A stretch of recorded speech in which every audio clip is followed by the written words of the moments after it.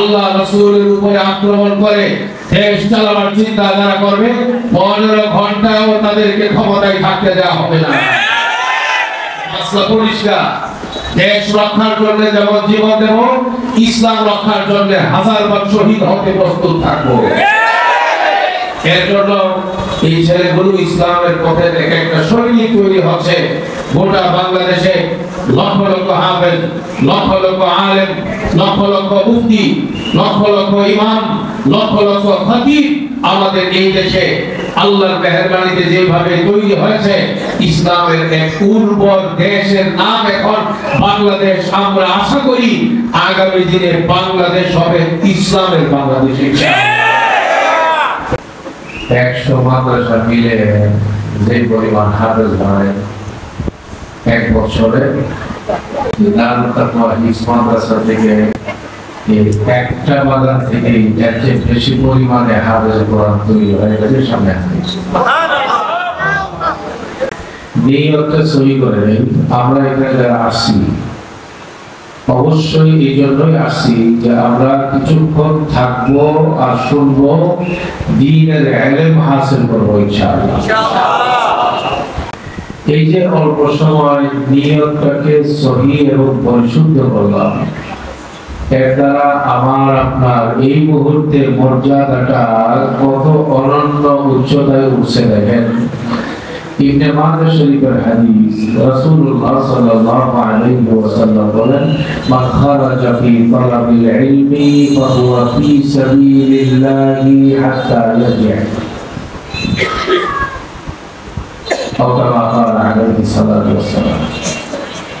আমার যতটুকু মনে পড়ে, এখন তো এটা কোরআনের বাগান মাদ্রাসা, এর আগে এটা ছিল আগে থানা, পুরাতন থানা, এরকম না থানা। নবীজি বলেন, আল্লাহর কোন বান্দা যদি ইলম হাসিল করবার জন্য কোন মাদ্রাসায় যায়, মাহফিলে যায়, ময়দানে যায়, ইলম হাসিল করবার জন্য, আল্লাহর নবী সাল্লাল্লাহু আলাইহি ওয়াসাল্লাম বলেন, আল্লাহর এই বান্দাটা যেখানে বসে ইলম শিখবে, ইলমের কথা শুনবে, কোরআন হাদিসের কথা শুনবে, ওই জায়গাটা থানা থাকে না, ওই জায়গাটা দুনিয়ার কোনো জায়গা থাকে না, ওই জায়গার পুরাটাই হয় আল্লাহর রাস্তা। সুবহানাল্লাহ। মান খারাজা ফি তালাবিল ইলমি ফাহুয়া ফি সাবিলিল্লাহ। এই মুহূর্তে আমরা ভিতরের বাইরে যারা বসছি, আল্লাহর রাস্তায় বসছি। আলহামদুলিল্লাহ বলে না ভাই, আল্লাহর রাস্তায়। আল্লাহ চাইলেই এই রাস্তায় আসা যায়, আল্লাহ না চাইলে ঘরের সাথে হইলেও আসা যায় না। এটা আল্লাহ চাইতে হয়, আল্লাহর দরবারে মঞ্জুর হতে হয়। ইয়া আল্লাহ,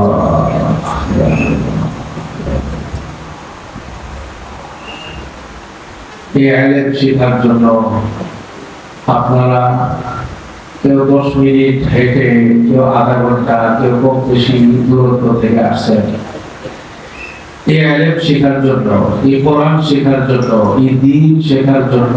সাহাবারা এত কষ্ট করছেন। সাহাবী একজন মদিনা শরীফ থেকে 1 মাস উটের উপর সফর করে শাম দেশে গিয়ে হাজির হয়েছেন। উদ্দেশ্য টাকা পয়সা, চাকরি, ক্ষমতা, আত্মীয়তা কোনো কিছুই না, শুধু এক সাহাবীর কাছ থেকে একটা হাদিস শুনেছেন, আবার 1 মাস সফর করে মদিনায় ফিরেছেন, মদিনায় হাজির হয়েছেন। সুবহানাল্লাহ। সাহাবাদের কাছে এই ইলমের এত দাম ছিল, ইলমের এত কদর আর এত মর্যাদা ছিল। ভাই আপনারা, আমরা এখানে যারা বসছি, বছরের 3, 4, 5টা মাহফিলের মধ্যে হয়তো আমরা যাই, বড় জোর ধরেন 10টা মাহফিলে বয়ান শুনতে যাই। আর এই 10টা মাহফিলের ক্ষেত্রে আমাদের সামনে এই সার্টিফিকেট হাজির হয় যে আমরা এই 10টা মাহফিলে আল্লাহর রাস্তায় সময় কাটাই। কিন্তু এই মাদ্রাসায় এই ছেলেগুলো যাদের গায়ে অ্যাপ্রন লেগে গেছে, দেখেন এই যে চিত্রটা তাদের গায়ে দেখা যাচ্ছে, এর মানে তারা 30 পারা কোরআনের হাফেজ হয়ে গেছে। তারা যেদিন থেকে আলিফ বা পড়া শুরু করেছে এই মাদ্রাসায়, সেদিন থেকে আজও পর্যন্ত 24 ঘন্টা আল্লাহর রাস্তায় তাদের কাটতেছে। কত সৌভাগ্য এই বাচ্চাদের, কত সৌভাগ্য তাদের মা বাবা। এখানে আমরা যারা বসছি আমাদের সৌভাগ্য কতটুকু সেটাও বুঝাই। মুসলিম শরীফের হাদিস, রাসূলুল্লাহ সাল্লাল্লাহু আলাইহি ওয়াসাল্লাম বলেন, মান সালাকা তারিকান ইয়ালতামিসু ফীহি ইলমা সাহালাল্লাহু লাহু তারিকান ইলাল জান্নাহ। সুবহানাল্লাহ, সুবহানাল্লাহ। বাড়ি থেকে দারুল তাকওয়া হিফজ মাদ্রাসা পর্যন্ত আসেন আল্লাহর কথা শুনবার জন্য, নবীর কথা শুনবার জন্য, জান্নাতের কথা শুনবার জন্য, জাহান্নাম থেকে বাঁচার সবক নেওয়ার জন্য। আর আল্লাহর নবী বলেন এই ইলম শেখার জন্য মাহফিলে যারা আসে তারা মাহফিলের দিকে আগায় না, তাদের রাস্তা জান্নাতের দিকে আগাইতে থাকে। সুবহানাল্লাহ। বলেন আপনারা, আমরা এখানে যারা বসছি আমরা বেজার না খুশি? ক্ষতি হইতেছে না লাভ হইতেছে? আলহামদুলিল্লাহ, সবাই বলি আলহামদুলিল্লাহ। দ্বীনের ইলম এর দাম, এর মর্যাদা এত বেশি। ওমর রাদিয়াল্লাহু তাআলা আনহু রাসূল পাক সাল্লাল্লাহু আলাইহি ওয়াসাল্লাম যার ব্যাপারে বলেছেন, লাউ কানা বা'দি নাবিয়্যান লাকানা উমর, আমার পরে যদি নবী হইতো তাহলে উমর নবী হইতো। এটা নবী বুঝাই দিয়েছেন আমাদের নবীর পরে আর কোন নবী নাই। সুতরাং গোলাম আহমদ কাদিয়ানী এবং তার অনুসারী কাদিয়ানী গোষ্ঠী যা বলে এই সম্পূর্ণ কুফরি মতবাদ। এই ধরনের মতবাদ কেউ গ্রহণ করলে ঈমান থাকবে না। আমাদের আকীদা হইতে হবে ঈমান আর আকীদা এরকম হইতে হবে আমাদের নবী সর্বশ্রেষ্ঠ নবী এবং সর্বশেষ নবী। বলেন সর্বশ্রেষ্ঠ নবী এবং সর্বশেষ নবী, এরপরে আর কোন নবী আসার সুযোগ নেই। ঈমানি কথা এটা চিন্তা করেন, আপনি চিন্তা করতে পারেন 1200 সাহাবী, কতশো বুঝেন, চিন্তা করেন 1200 সাহাবী শুধু এই আকীদাকে হেফাজত করবার জন্য যে আমাদের নবীর পরে আর কোন নবী নাই, মুসাইলামাতুল কাজ্জাব নবুয়তের দাবি করেছে, তাকে খতম করবার জন্য, তার অনুসারীদেরকে খতম করবার জন্য হযরতে আবু বকর সিদ্দিক রাদিয়াল্লাহু আনহুর জামানায় খালিদ বিন ওয়ালিদের নেতৃত্বে হাজার হাজার সাহাবা জিহাদে ঝাঁপায় পড়ছেন। আর সেই জিহাদে ভণ্ড নবী, কাফের নবী, ভণ্ড নবুয়তের দাবিদার মুসাইলামাতুল কাজ্জাবকে জাহান্নামে পাঠাবার জন্য প্রায় 1200 সাহাবা শাহাদাত বরণ করেছেন। 1200 সাহাবা শাহাদাত বরণ করেছেন। এই আকীদার গুরুত্ব এত বেশি। বলেন ভাই, আমাদের নবী সর্বশ্রেষ্ঠ নবী এবং সর্বশেষ নবী, এরপরে আর কোন নবী আসবে না। সহযোগী নবী আসার কোন সুযোগ নাই, জিল্লি নবী, ছায়া নবী আসার কোন সুযোগ নাই। মাঝখানে একটা ঈমানি কথা আপনাদেরকে শোনালাম। হযরত ওমর রাদিয়াল্লাহু তাআলা আনহু 4 খলিফার দ্বিতীয় শ্রেষ্ঠতম খলিফা। উনি এক সাহাবীর উটের রশি ধরে টানতেছে। সুবহানাল্লাহ। সাহাবী উটের উপরে উট চালাইতেছেন, ওমর রাদিয়াল্লাহু আনহু রশি টানতেছেন, সাহাবী উপরে। সাহাবী তো বড় পেরেশানি, আমিরুল মুমিনিন আমার উটের রশি ধরে টানতেছে আর আমি উটের উপরে বসে আছি, কোনো ভাবে স্বস্তি পাচ্ছেন না। সাহাবী হযরত আব্দুল্লাহ বিন মাসউদ রাদিয়াল্লাহু আনহু, তিনি উটের উপরে আর তার উট উটের রশি ধরে টানতেছেন হযরত আমিরুল মুমিনিন ওমর রাদিয়াল্লাহু আনহু। কোনোভাবেই যখন আব্দুল্লাহ বিন মাসউদ রাদিয়াল্লাহু আনহু হযরত ওমরকে থামাতে পারছেন না, ওমর তখন জবাব দিয়ে বললেন, আব্দুল্লাহ, তুমি মনে করছো আমি তোমার ইজ্জত করতেছি? আমি তোমার ইজ্জত করি না।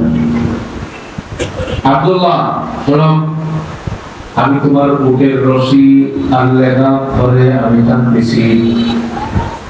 আমার দিলের ভেতরে তুমি ব্যক্তি আব্দুল্লাহ বিন মাসউদের কোন আজমতের কারণে রশি ধরে আমি আমার দিলের ভেতরে আছে হাবিবে পাকের সিনা থেকে পাহাড় পরিমাণ ইলম তোমার সিনার মধ্যে যা জমে আছে, তোমার ওই সিনায় ভরা পাহাড় পরিমাণ ইলমের কদর আমার দিলের ভেতরে এই পরিমাণ আছে। আমি তার বহিঃপ্রকাশ ঘটাবার জন্য তোমার উটের রশির লেগাম ধরে টানতেছি। আর আব্দুল্লাহ বিন মাসউদ, তোমাকে আমি বুঝাইতেছি আমি তোমার ব্যক্তিত্বের কোনো পূজা করছি না, আজমতের কথা চিন্তা ভাবনা করছি না, আমি রশি টেনে টেনে তোমার ইলমের মর্যাদা স্বীকৃতি দিচ্ছি।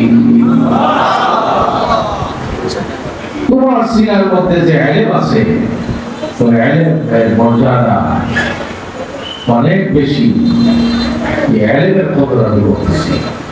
ইলম কাউকে ঠকায় না, আসমানি ইলম কাউকে ঠকায় না। ইলম নূর, যে শিখে, যে হাফেজ হয়, যে আলেম হয়, যে মুফতি হয়, যে মুহাদ্দিস হয়, সে নিজেও আলোকিত হয়, যেদিকে চলে পুরো এলাকা নূরানি হয়, আলোকিত হয়। হযরত হাবিবি হুজুর রাহমাতুল্লাহি আলাইহি বলতেন, যে এলাকার মধ্যে একজন আলেম আছে, ওই এলাকায় একটা নবুয়তের লাইট জ্বলতে থাকে। সবাই আজকে এই ইলমের মজলিসে ইলম শিখবার জন্য, আল্লাহকে চিনবার জন্য, হকের পরিচয় পাওয়ার জন্য, উলামায়ে কেরামকে দেখার জন্য বহু উলামায়ে কেরামের মজলিস কায়েম হয়ে গেছে। তাদের সোহবত এবং বারাকাত নেওয়ার জন্য আল্লাহ যে আমাদেরকে নিয়ে আসছেন, বেজার না খুশি? আলহামদুলিল্লাহ। বাকি কথা এটা, আপনারা নিজের শক্তি দিকেও আসতে পারেন নাই, আমাদেরকে আনা হয়েছে। কে আছে? ভাই বলেন না, কে আছে? ভাই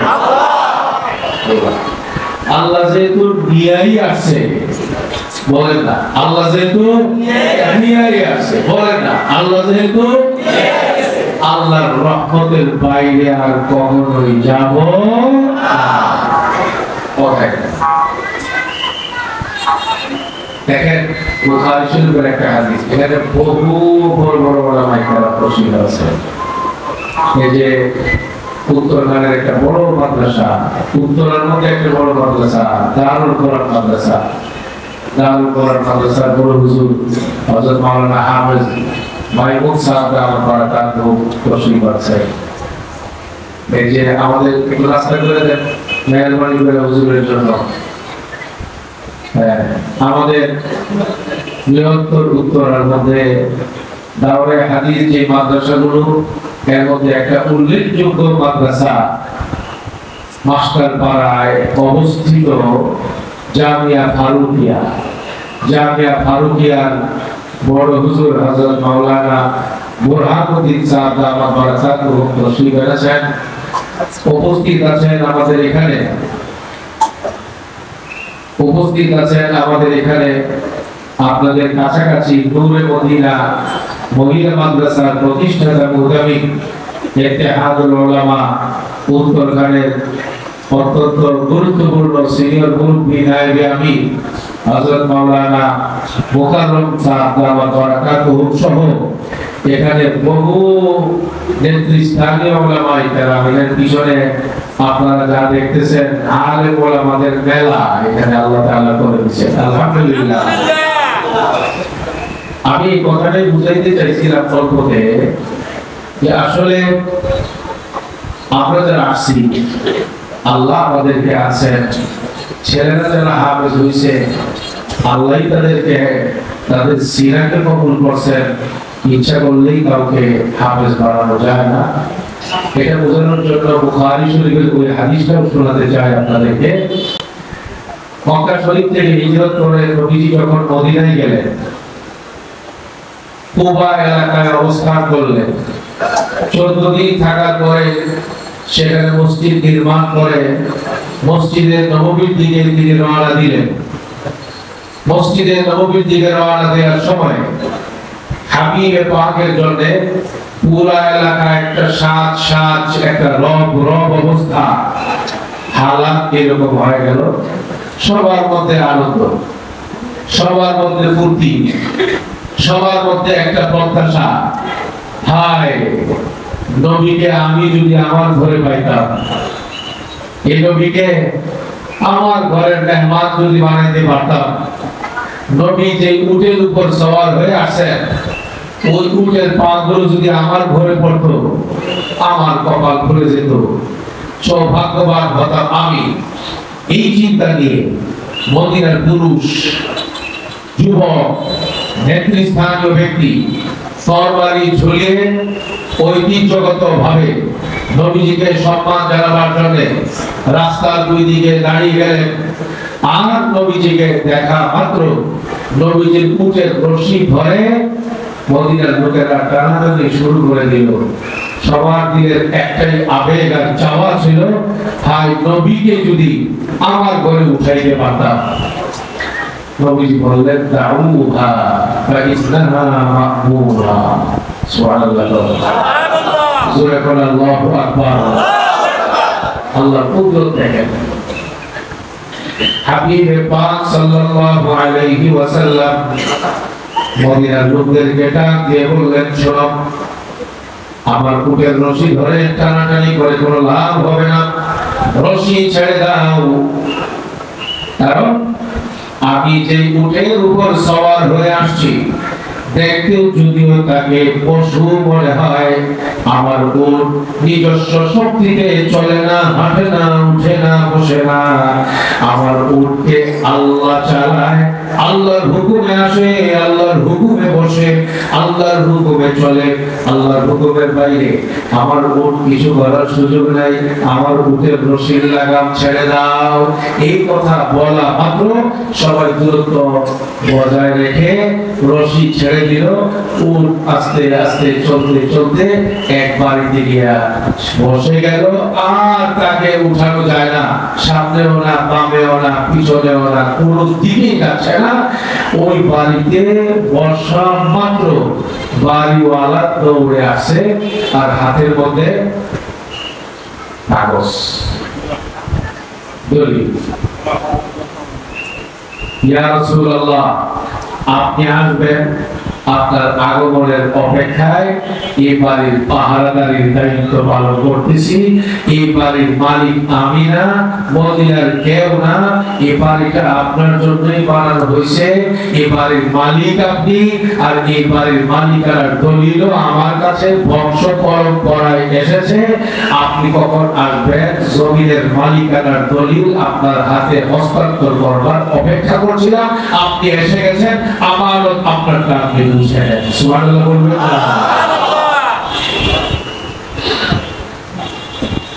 এই বিষয়টা পরিষ্কার করতে চাই। আমার হিংসা করে লাভ নাই, দুশ্মনী করে লাভ নাই, বাধা দিয়ে লাভ নাই। মাদ্রাসা হতে পারবে না, হাফেজ হতে পারবে না, আলেম হতে পারবে না।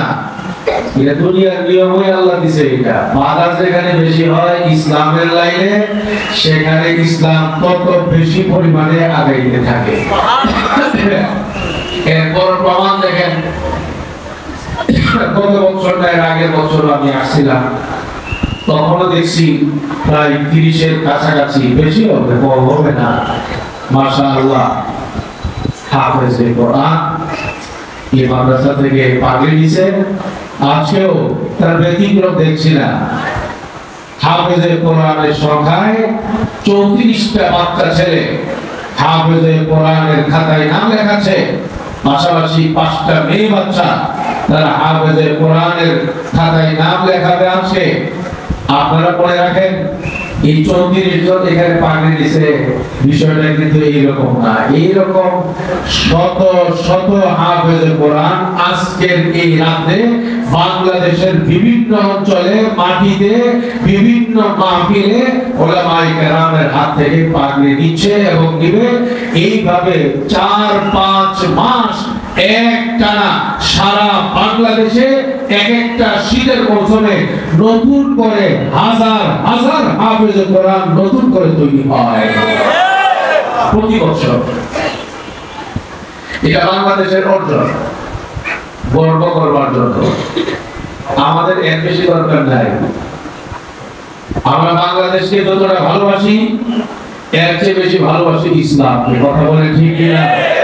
আমাদের দেশটাকে যতটা দরকার ইসলামকে রক্ষা করা আমাদের এর চেয়ে আরো বেশি দরকার। কথা বলে ঠিক কিনা? ইসলামকে রক্ষা করবার জন্য, মানুষকে কোরআন শেখাবার জন্য, মানুষকে আল্লাহমুখী করবার জন্য, মানুষকে দ্বীনমুখী করবার জন্য, কোরআনের হেফাজতের জন্য এই হাফেজে কোরআন যে প্রতিদিন তৈরি হচ্ছে আমাদের এই বাংলাদেশে, আমরা তাদেরকে নিয়ে গর্ব করি। শুধু বাংলাদেশে না, গোটা পৃথিবীর মানুষের সামনে আমরা গর্ব করি।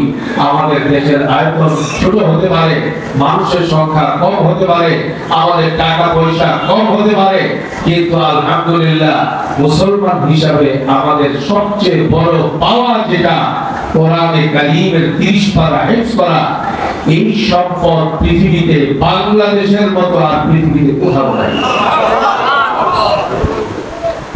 16-17 কোটি মানুষের মধ্যে লক্ষ লক্ষ হাফেজ হওয়া, ঘরে ঘরে হাফেজ হওয়া, এলাকায় এলাকায় হেফজখানা তৈরি হওয়া, পৃথিবীতে বাংলাদেশটাই এই লাইনে বিরল। এই রকম চিত্র পৃথিবীর আর কোথাও নাই। হাফেজে কোরআন সব জায়গায় আছে, অনেক বেশি আছে, কিন্তু সংখ্যার অনুপাতে লোক জনসাধারণের তুলনা করলে বাংলাদেশের মতো এত বেশি পরিমাণে হাফেজে কোরআন পৃথিবীতে আর কোনো দেশে নাই। এটা যেমন সত্য, পাশাপাশি সারা বিশ্বে প্রথম স্থান অধিকার করা, দ্বিতীয় স্থান অধিকার করা, তৃতীয় স্থান অধিকার করা, এই ক্ষেত্রেও বাংলাদেশের ধারে কাছে আর কোনো রাষ্ট্র নাই। আল্লাহ মেহেরবানি।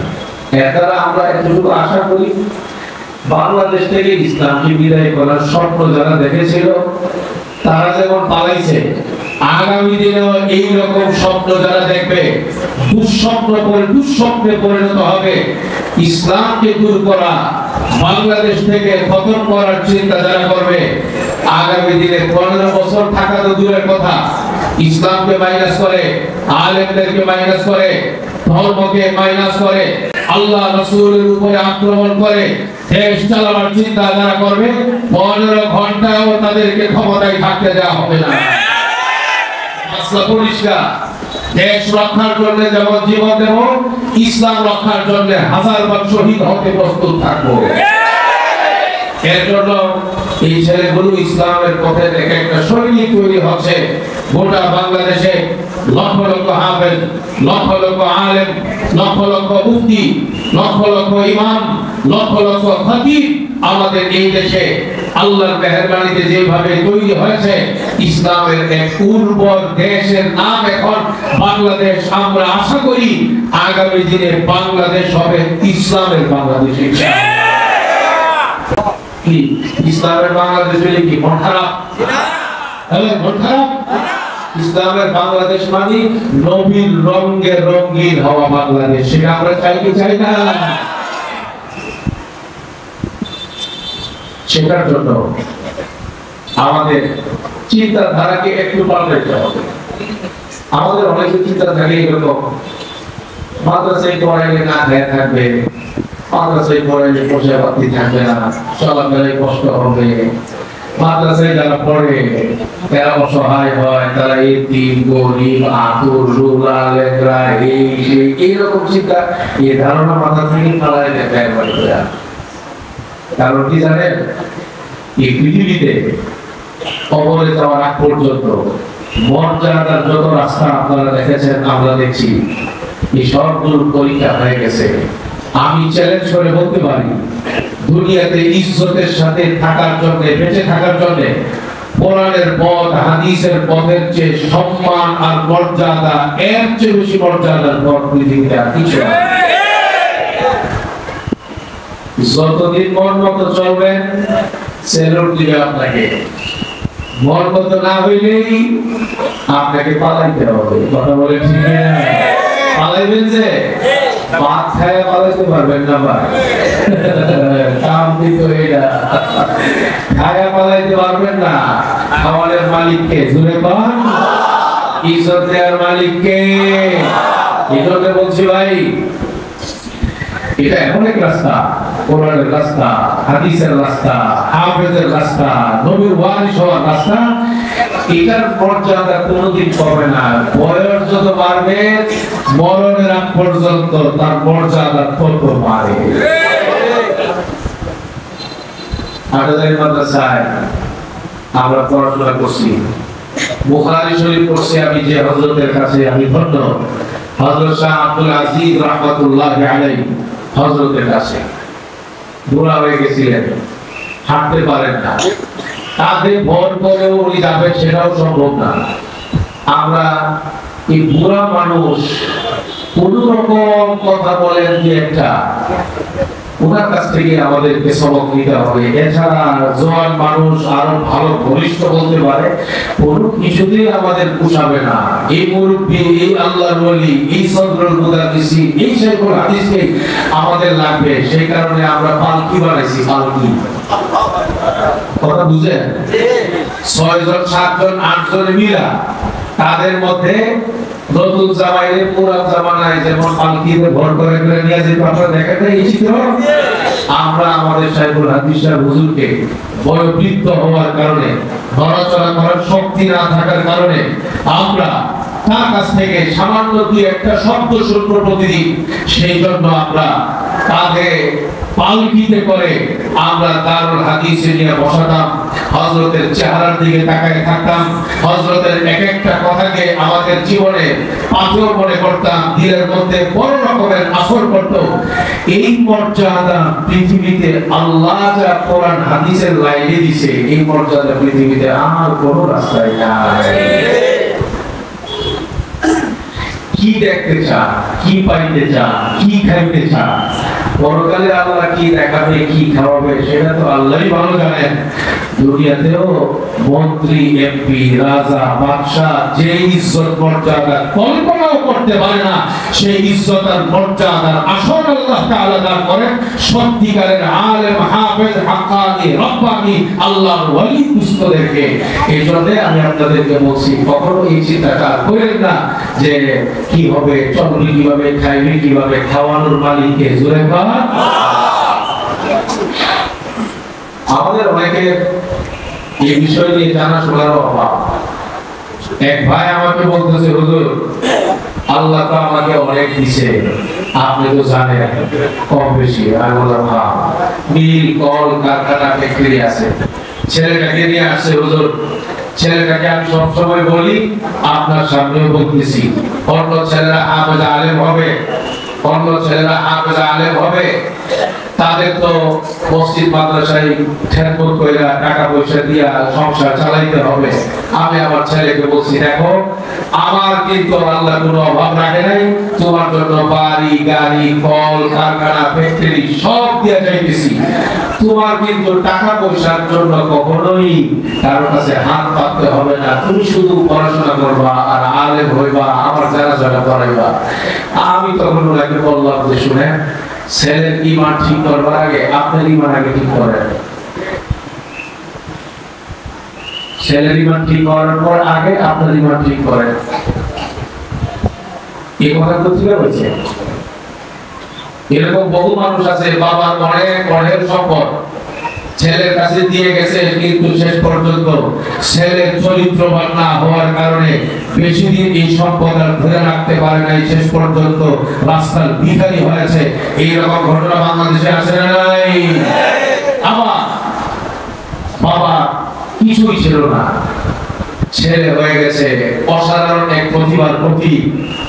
বাবা কোনো কিছুই রেখে যেতে পারে নাই, কিন্তু ছেলের আন্ডারে এখন হাজারো মানুষের রিজিকের ব্যবস্থা হইতেছে। এইরকম নজির ঘটনা বাংলাদেশে আছে না নাই?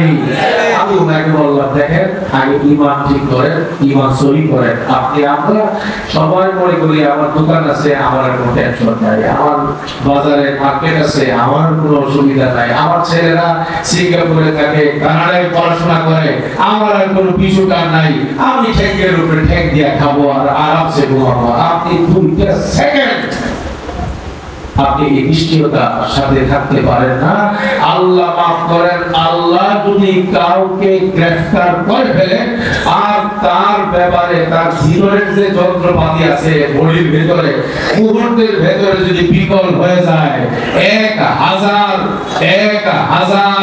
মানুষ চিকিৎসক যদি তার পিছনে ট্রিলিয়ন ডলার যদি তার পিছনে খরচ করা হয়, কিন্তু আল্লাহ যদি তার না বাঁচায়, তার দুনিয়ার সব সহায় সম্পত্তি দিয়া ওনাকে কেউ বাঁচাইতে পারবে না। আমি ওনাকে বললাম, আপনি বরং এই চিন্তাটা করেন যে আল্লাহ তাআলা যেন তাকে কবুল করে। এই চিন্তাটা আপনি করেন, আল্লাহ যেন ইলমের জন্য কবুল করে, আখিরাতের জন্য কবুল করে, দ্বীনের জন্য কবুল করে, দাওয়াতের জন্য কবুল করে, কোরআনের জন্য কবুল করে, ইসলামের জন্য কবুল করে। আর আমি তাকে এটাও বললাম, শুনেন ইয়াকিন রাখেন, যদি আল্লাহ তাকে বড় আলেম হিসেবে কবুল করে, আলেম বড় হয়ে যায়, আপনি কল কারখানা ফ্যাক্টরি দিয়ে যাবেন, বছরে একবার 1 ঘন্টার জন্য ওই ফ্যাক্টরিতে যাবে, যে এই সময়টা সে পাবে না। বিশ্বাস করে আপনাদের সময় দিতে পারবো না, আল্লাহ যদি কবুল করে এই সময়টা পাবে না। আমার শাইখ মুর্শিদ শাইখুল ইসলাম রাহমাতুল্লাহ আলাইহি দেখছি দিনে 10টা 12টা 13টা প্রোগ্রাম উনি করেন, আমার বুখারী শরীফ পড়াইবেন। মানুষ রিকশায় যেভাবে চলতো উনি হেলিকপ্টারে এইভাবে দৌড়াইতেন। দেখছেন না আপনারা, রিকশার ড্রাইভার যেভাবে শুয়ে থাকবে আপনার বাড়িতে, আমি নিজের চোখ দিয়ে দেখছি হেলিকপ্টারের ড্রাইভার, হেলিকপ্টারের পাইলট দেখতে কালো, উনি দেখতেন যে ওর মাসের অধিকাংশ দিন ওনার রুমের সামনে বারান্দার মধ্যে শুয়ে থাকতো এই পাইলট। ডিউটি উগানি আসে। আমি হযরতকে জিজ্ঞেস করছি, হযরত মানুষ জিজ্ঞেস করলে কি করব, আপনি এই টাকা পান করুন। হযরত বলছে, জিজ্ঞেস করলে বলবা কোথায় যাব, কয় ঘন্টা লাগবে, টাকা কত লাগবে, আমি কিছুই জানি না। আমার কাজ হলো আমি উঠি আর নামি। এলেমের মর্যাদা কি দেখছেন? এলেমের মর্যাদা এটা। এজন্য ভাই বড় সৌভাগ্যবান এই বাচ্চাদের মা বাবা যারা। রাসূলুল্লাহ সাল্লাল্লাহু আলাইহি ওয়াসাল্লাম বলেন, يكسى والدا حامل القرآن تاج الوقار يوم القيامة الياقوتة فيه خير من الدنيا وما فيها أو كما قال عليه الصلاة والسلام। حبيب পাক বলেছেন, যে ছেলে হাফেজ হবে, যে মেয়ে হাফেজা হবে, ওই ছেলে এবং মেয়ে তাদের মা বাবা মন্ত্রী হতে পারে, এমপি হতে পারে, কিংবা রাস্তাঘাটের সামদার হতে পারে, রিকশাওয়ালা হতে পারে।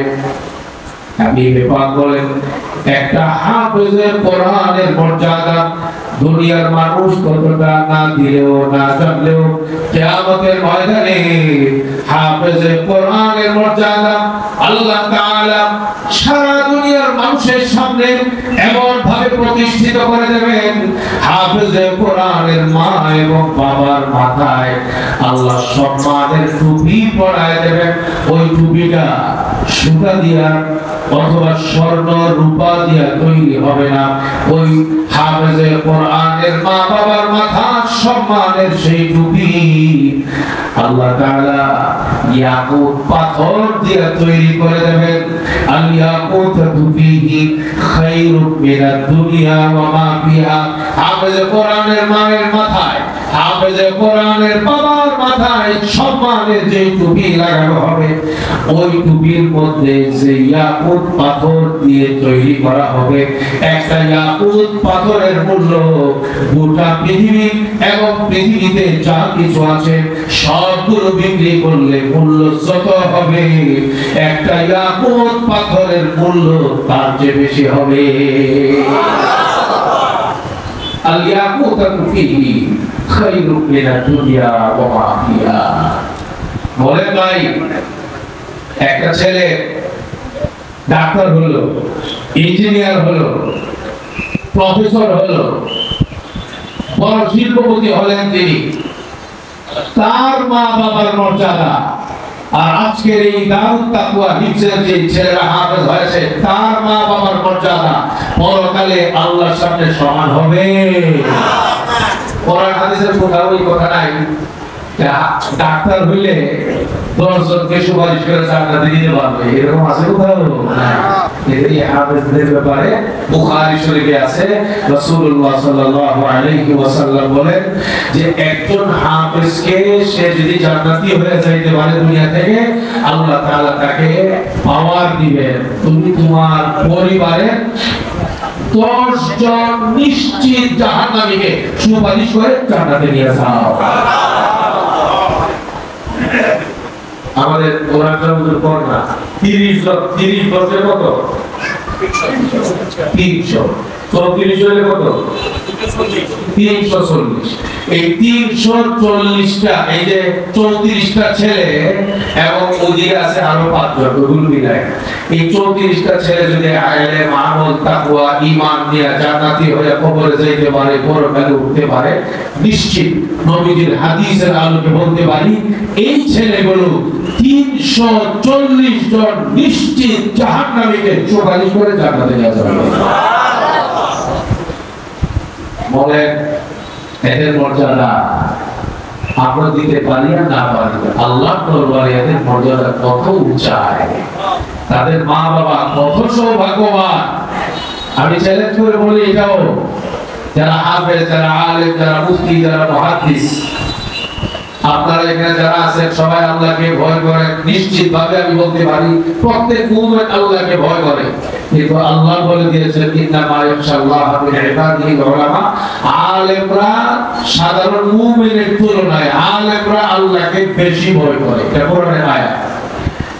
সেই কারণে আমি বলতে পারি যে আলেম যদি বানান ছেলেকে হাফেজ বানান, আখিরাতের ছেলের দিয়ে পাত্র হইবে ইনশাআল্লাহ, দুনিয়াতেও এই আলেম হাফেজ ছেলেরা আপনাকে কষ্ট দিবে না ইনশাআল্লাহ। এই জন্য আপনাদের সকলের কাছে এই বিষয়টা রাখলাম। সবাই ধীরে ধীরে নিয়ত করেন যে আল্লাহ, সবাই বলেন আল্লাহ আমাদের পরিবারে হাফেজ আলেম তৈরি করে দেন।